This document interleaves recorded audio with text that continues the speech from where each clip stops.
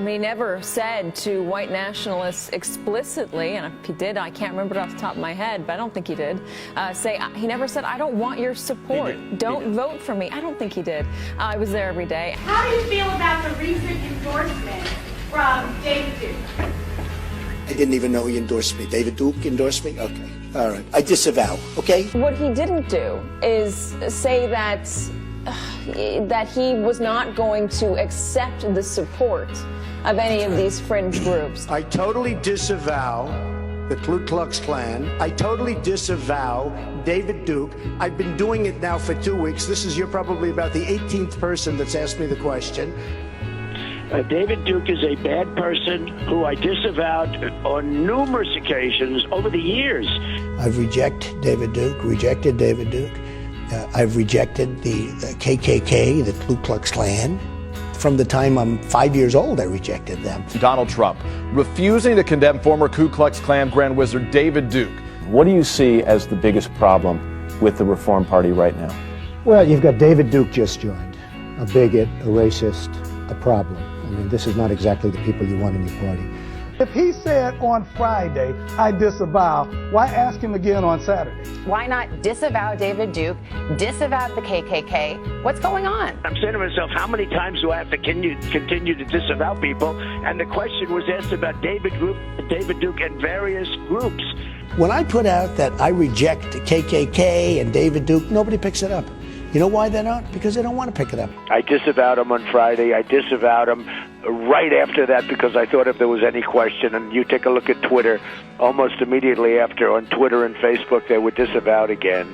I disavowed him every time I speak to somebody virtually, and, they just keep it going. They keep it going. I don't like any group of hate. Hate groups are not for me. But I've said this before. The press hates me to say it. They just don't want to pick it up. So are you prepared right now to make a clear and unequivocal statement renouncing the support of all white supremacists? Of course I am. Some of your supporters in Chicago were acting violently as well. And I have to say, the guy who rushed the stage yesterday at Donald Trump voted for you. Myself, I know it's not...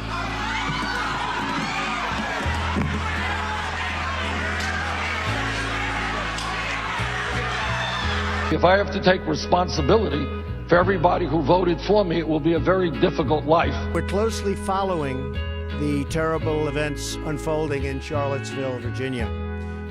We condemn in the strongest possible terms this egregious display of hatred, bigotry, and violence on many sides. On many sides.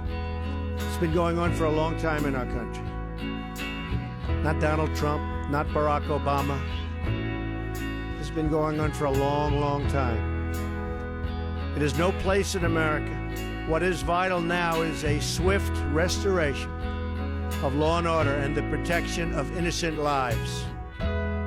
No citizen should ever fear for their safety and security in our society, and no child should ever be afraid to go outside and play or be with their parents and have a good time.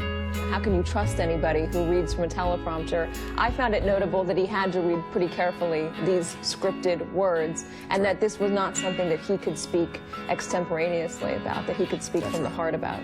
We had meaningful dialogue with Mr. Donald Trump, and we voiced concerns that were sensitive to the African-American community. We asked questions, and the questions were answered where we're all satisfied with the answers, and we're a unified front right here.